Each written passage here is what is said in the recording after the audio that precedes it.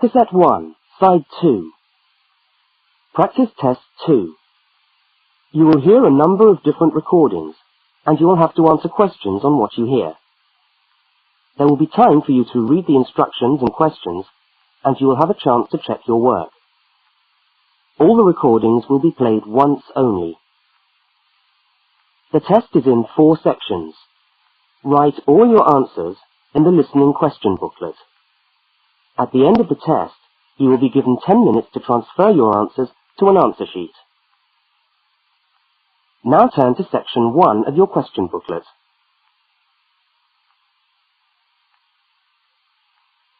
Section 1. In this section, you will hear 2 overseas students, Kate and Lukey, being interviewed by a university counsellor. First look at questions 1 to 5.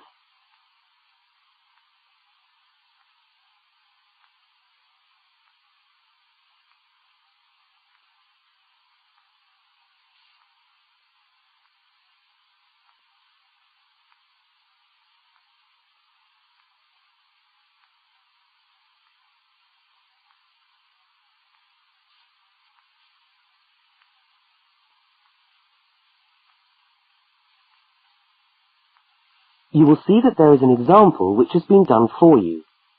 On this occasion only, the conversation relating to the example will be played first.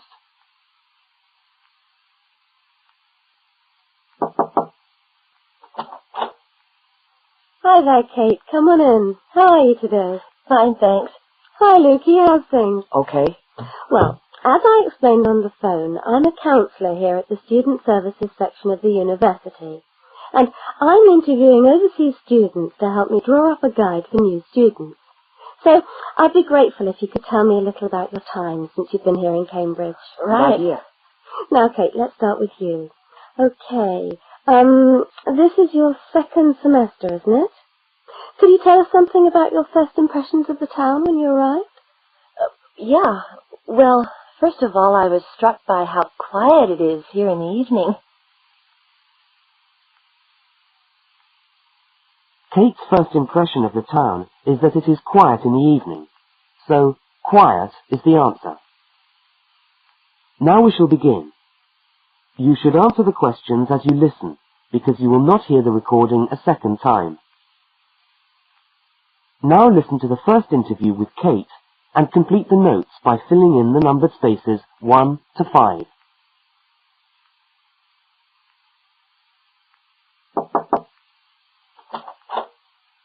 Hi there, Kate. Come on in. How are you today? Fine, thanks. Hi, Lukey. How's things? Okay. Well, as I explained on the phone, I'm a counsellor here at the Student Services section of the university. And I'm interviewing overseas students to help me draw up a guide for new students. So I'd be grateful if you could tell me a little about your time since you've been here in Cambridge. Right. Good idea. Now, Kate, let's start with you. Okay. This is your 2nd semester, isn't it? Could you tell us something about your first impressions of the town when you arrived? Yeah. Well, first of all, I was struck by how quiet it is here in the evening. Yeah, I suppose Cambridge is a quiet place. Where did you live when you first arrived? Well, I went straight into student accommodation. It was a kind of student hostel. Ah, right. So, you didn't have to worry about doing your own cooking or anything like that? No, but sometimes I wished I had. The food at the hostel was awful. Oh, dear. But how were the other students? To be honest, I haven't managed to make many friends, even though the place is full. People seem to keep to themselves. They're not really very friendly. Oh, I'm sorry to hear that. Well, what about the actual course? You're studying, I'm doing a master's by coursework in environmental studies. Oh, right. And how are you finding that? Yeah, well, it's been pretty good, really. I've enjoyed the course, but I feel there hasn't been enough contact with the lecturers. Oh. They all seem to be incredibly busy. The only chance I've really had to talk to them was on the field trip. Well, that's no good. Mm-mm. Could anything be done to improve the course, in your opinion? Well, I think it would be helpful to have meetings with lecturers on the course, say once a fortnight, Something like that. Regular meetings. Uh-huh. Yes, that could certainly help. Now, Kate, we'll come back to you in a minute, but I'd just like to ask Lukey some questions. Before they continue the interview, look at questions 6 to 10.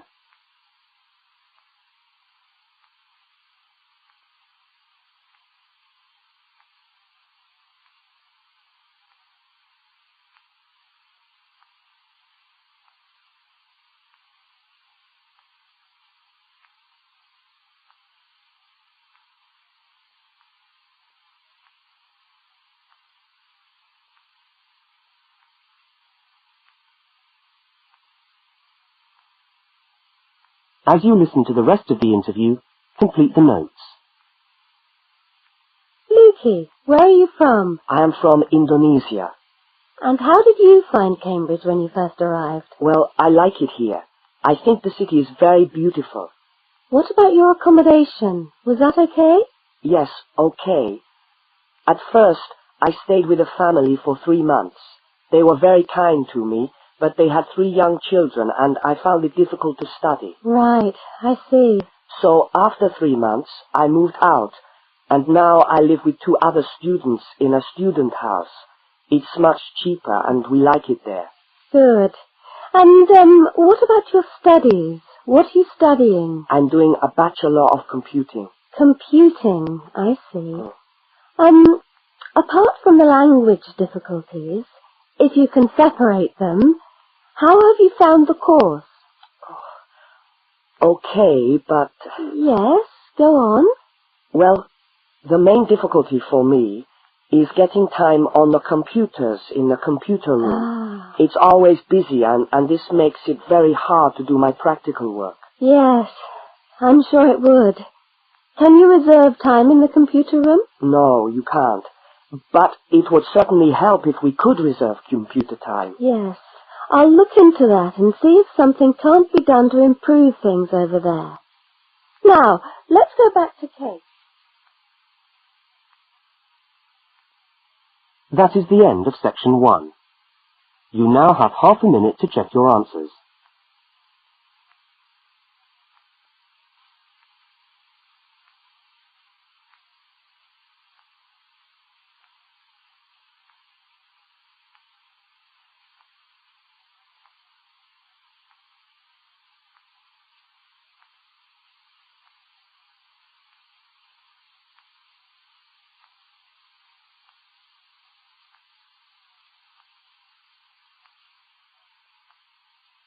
Now turn to section 2.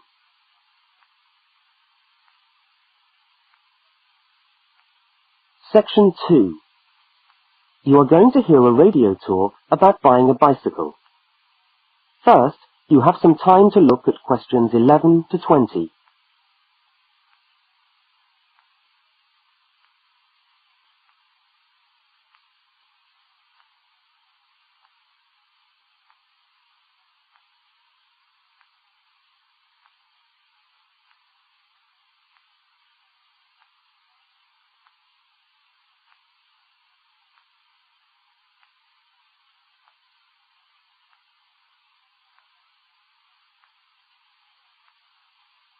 Now listen to the first part of the talk and complete the notes by filling in the numbered spaces 11 to 20.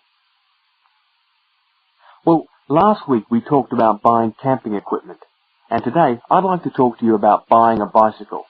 A simple enough exercise, you might imagine, but there are lots of things to look out for to make sure you get the best deal for your money. Well, the range of bicycles is enormous. There are racing bikes, touring bikes, mountain bikes, or just plain ordinary bikes for riding around town. They vary enormously in 2 basic ways: price and quality. This means that the choice you make will probably be determined by the amount of money you want to pay, your own personal needs, what is actually available, or a compromise of all 3 things. However, in broad terms, you can spend anything from $50 to $2,000 on a bike, so you'll need to know what you're looking for. Single-speed cycles, that is bikes with no gears, are really only suited to short, casual rides. Their attraction is their simplicity and reliability. After years of neglect they still manage to function, though not always too efficiently.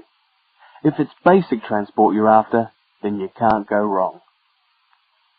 3-speed cycles, on the other hand, are all that is really necessary for most town riding, going to the shops and things like that. Like the single-speed bike, they're simple and reliable. If you are going to be going up and down lots of hills, then you'll probably want something more efficient. 5- and 10-speed bicycles are best suited to riding over long distances or hilly terrain and to serious touring. So if it's serious touring you're interested in, get a 5 or 10-speed bike. However, it's worth remembering that the difference in price between a 5 and 10-speed cycle is usually very little, and so it's well worth paying that little bit extra to get the 10-speed one. So I would tend to recommend the 10-speed bike as the price is similar. However, you'll be getting better quality components. Now the next thing we need to look at is size. Buying a cycle is like buying clothes. First of all, you find the right size, and then you try it on to see if it fits. Contrary to what you might imagine, the size of the cycle is not determined by the size of the wheels, except in children's cycles, but by the size of the frame. So you'll need to measure the length of your legs and arms to get a frame that is the right size for you. Well, that's all from Helpful Hints for today. That is the end of section 2. You now have half a minute to check your answers.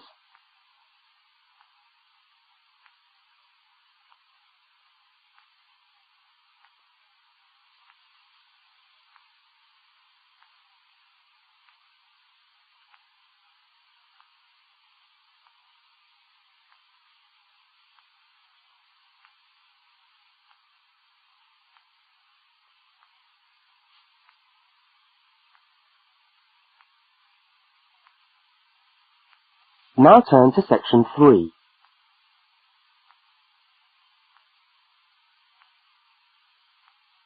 Section 3. In this section, you will hear a conversation between two students, Fiona and Martin, talking about a tutorial topic. First, look at questions 21 to 24.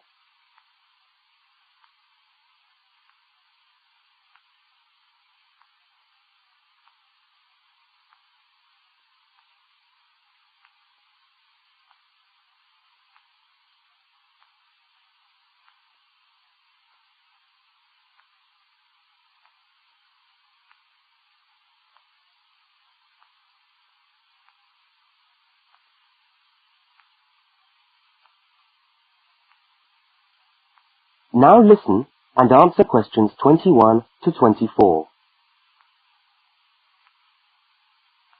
Hi there, Martin. How are you going with your Australian Studies tutorial paper?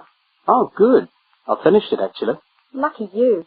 What did you do it on? I'm still trying to find an interesting topic. Well, after some consideration, I decided to look at the history of banana growing in Australia. Banana growing? Yeah, banana growing. Fascinating, I'm sure. Well, it's not as boring as you'd think. And I wanted to tie it into the work I've been doing on primary industries and the economy. Anyway, I bet there are a few things you didn't know about bananas. Such as? Such as the fact that bananas were among the first plants ever to be domesticated. Oh, really? Yeah, an extremely nourishing food. I suppose you're going to tell me the whole history of banana growing now, aren't you? Well, it'll be a good practice run for my tutorial next week. I'll do the same for you sometime. Okay, fire away. So where were these bananas first domesticated? According to my research, the Cavendish banana, which is a type of banana, and the first type to be cultivated here, actually originated in China, but they had a fairly roundabout route before they got to Australia. You mean they didn't go straight from China to Australia? No, they didn't. It seems that in 1826, bananas were taken from South China to England. I suppose they'd have made a welcome addition to the English diet. Yes, I'm sure. Well, apparently there was an English duke who was particularly fond of bananas, and he used to cultivate them in his hothouse, which is where you have to grow them in England, of course, because of the cool climate. And they became quite popular in the UK. So he was the one responsible for cultivating the Cavendish banana, which was then introduced into Australia. I see, and we've been growing them ever since. Yeah. Now look at questions 25 to 32.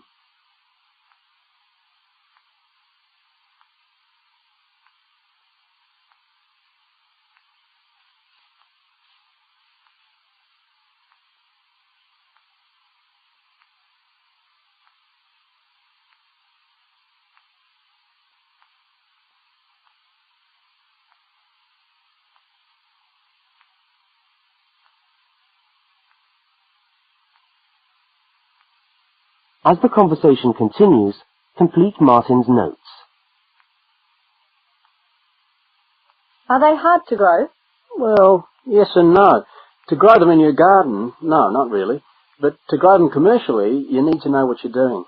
You see, you only get one bunch of bananas per tree, and it can take up to 3 years for a tree to bear fruit if you don't do anything special to it. But this period is greatly reduced with modern growing methods, particularly in plantations where you have perfect tropical conditions. Right. So what are you looking at? 1 year? 2 years? No, around 15 months in good conditions for a tree to produce a bunch of bananas. And once you've got your bunch, you cut the bunch and the plant down. So how do the trees reproduce then? Well, bananas are normally grown from suckers, which spring up around the parent plant, usually just above the plant. They tend to like to grow uphill, or at least that's the common wisdom. So that's why banana plantations are usually on hillsides, is it? Yeah, they grow best like that. That's interesting. If you plant them in rich soil and give them plenty of water at the beginning of summer, then they should be well advanced by the beginning of winter, when growth virtually stops. But in a country like England, they're hard to grow. Although you can grow them in a hothouse. But in Australia, it's not difficult. No, though even here, the growers put plastic bags around the bunches to protect them and keep them warm. If you go up to the banana growing districts, you'll see all these banana trees with plastic bags on them. But how do they stop the bananas going bad before they reach the shops? Well, the banana bunches are picked well before the fruit's ripe. Once you cut the bunch, the bananas stop growing, but they do continue to ripen. The interesting thing is that once one banana ripens, it gives off a gas which then helps all the others to ripen.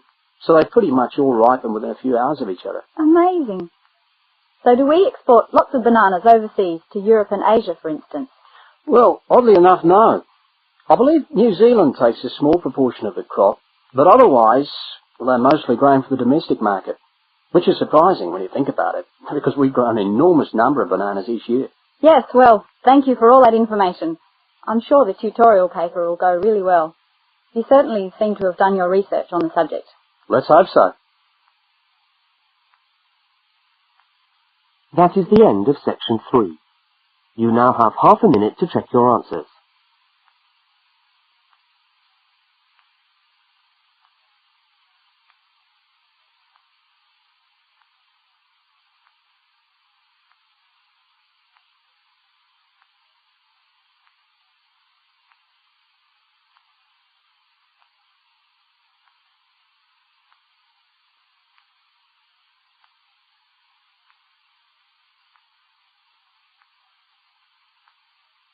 Now turn to section 4.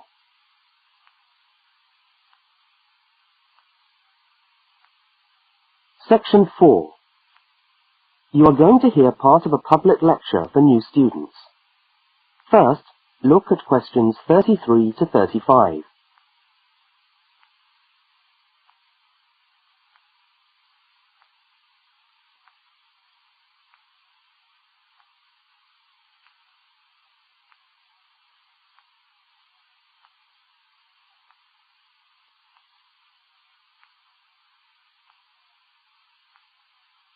Now listen and answer questions 33 to 35.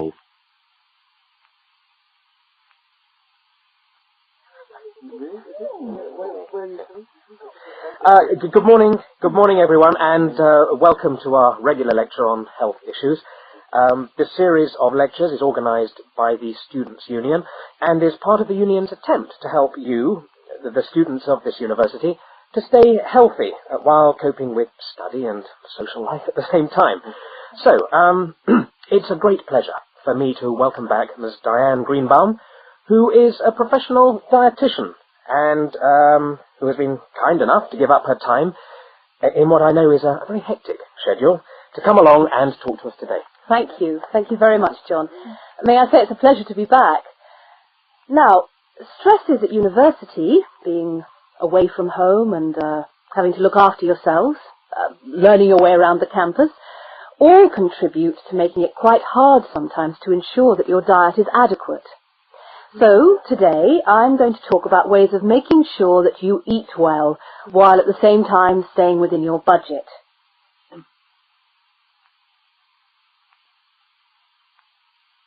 Now look at questions 36 to 41.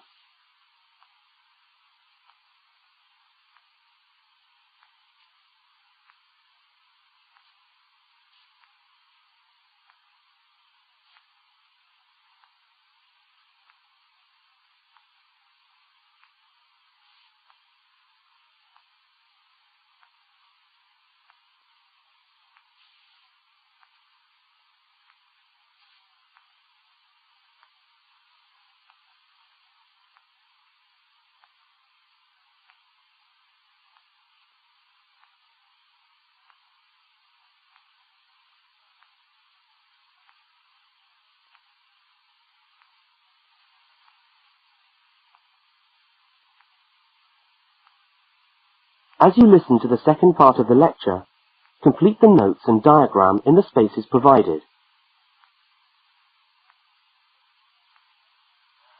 If you have a well-balanced diet, then you should be getting all the vitamins that you need for normal daily living. However, sometimes we think we're eating the right foods, but the vitamins are escaping, perhaps as a result of cooking, and anyway, we're not getting the full benefit of them. Now, if you lack vitamins in any way, the solution isn't to rush off and take vitamin pills, though they can sometimes help. No, it's far better to look at your diet and how you prepare your food. So, what are vitamins? Well, the dictionary tells us they are food factors essential in small quantities to maintain life. Now, there are fat-soluble vitamins which can be stored for quite some time by the body, and there are water-soluble vitamins which are removed more rapidly from the body. And so a regular daily intake of these ones is needed. Okay, so how can you ensure that your diet contains enough of the vitamins you need? Well, first of all, you may have to establish some new eating habits. No more chips at the uni canteen, I'm afraid. Now, firstly, you must eat a variety of foods. Then you need to ensure that you eat at least 4 servings of fruit and vegetables daily. Now, you'll need to shop 2 or 3 times a week to make sure that they're fresh, and store your vegetables in the fridge or in a cool, dark place. Now, let's just refresh our memories by looking at the healthy diet pyramid. Okay, can you all see that? Good. Well, now, as you see, we've got 3 levels to our pyramid. At the top, in the smallest area, are the things which we should really be trying to avoid as much as possible. Things like, yes, sugar, salt, butter, all that sort of thing. Next, on the middle of our pyramid, we find the things that we can eat in moderation. Not too much, though. And that's where we find milk, lean meat, fish, nuts, eggs. And then at the bottom of the pyramid are the things that you can eat lots of, because they're the things that are really good for you. Here we have bread, vegetables, and fruit. So, don't lose sight of your healthy diet pyramid when you do your shopping.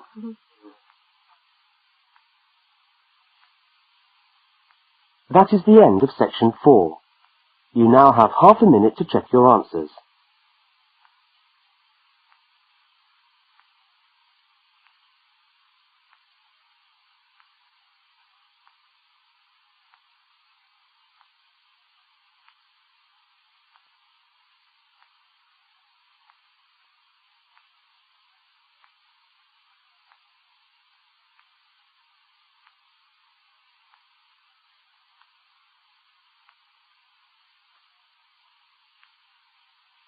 That is the end of the listening test. You now have 10 minutes to transfer your answers to the listening answer sheet.